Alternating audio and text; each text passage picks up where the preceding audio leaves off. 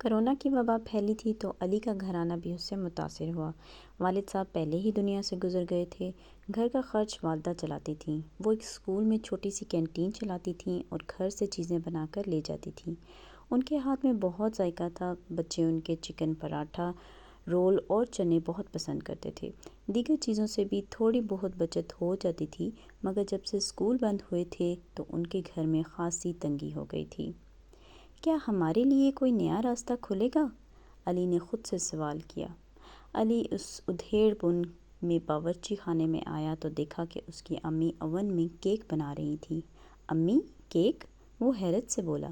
امی نے مسکرا کر اس کی طرف دیکھا اور بولی، گھر میں ایک سادہ سے کیک کی ساری اشیاء موجود تھیں، تو سوچا کہ کیک بنا کر کھاتے ہیں اور اللہ کا شکر ادا کرتے ہیں۔ علی بھی مسکرانے لگا اور جب امی نے گرما گرم کیک اس کے آگے رکھا تو اچانک ایک خیال بجلی کی طرح اس کے ذہن میں آیا۔ اس نے کیک کھاتے ہوئے امی سے پوچھا، امی، اگر آپ ایسے کیک بنا دیا کریں تو میں ان کو بیچ سکتا ہوں؟ ہو سکتا ہے ہمارے مسائل اس سے حل ہو جائیں۔ امی نے چند لمحے سوچا اور بولی، کیک تو میں تیار کر لوں گی، مگر ان کی فروخت ایک مسئلہ ہے۔ کیوں نہ ہم گھروں میں اس کو بیچیں؟ خود ہماری بلڈنگ میں 50 سے زائد گھر ہیں، یہاں چاروں طرف فلیٹ ہی فلیٹ ہیں۔ ہم کیک تیار کر کے گھروں تک پہنچائیں گے، علی نے جوش بھرے لہجے میں کہا۔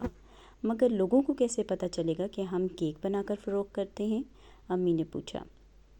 پھر سب کچھ ایک ایک کر کے ہوتا چلا گیا۔ علی نے ایک پمفلٹ تیار کیا، اس پر کیک کی تصویریں مختلف انداز سے نکلوا کر اس کی قیمت درج کر دی اور خود جا کر ایک ایک فلیٹ میں بانٹ کر آیا۔ قیمت بہت کم تھی اور جن لوگوں نے کیک کھایا ان کو بہت پسند آیا، اور سب سے بڑھ کر بہت کم وقت میں گرما گرم کیک منگوانے والوں کے پاس پہنچ جاتا تھا۔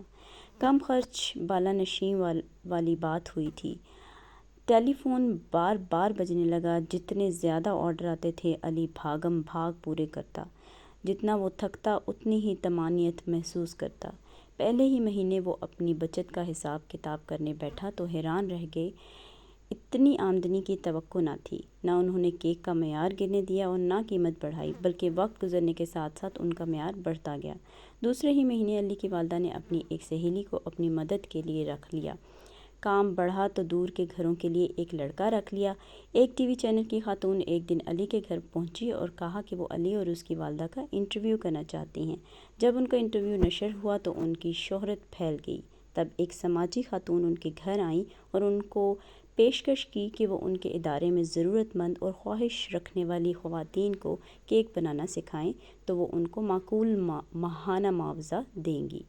علی کی والدہ نے یہ سوچتے ہوئے حامی بھر لی کہ اس طرح دوسروں کی مدد ہو سکے گی۔ پھر وہ اس ادارے میں نہ صرف کیک بلکہ دوسرے کھانے بھی پکانا سکھانے لگیں۔ کچھ عرصہ کے بعد انہوں نے اپنا یوٹیوب چینل کھول لیا۔ جلد ہی چینل سے اچھی آمدنی ہونے لگی اور ان کی آمدنی پہلے سے کئی گنا بڑھ گئی۔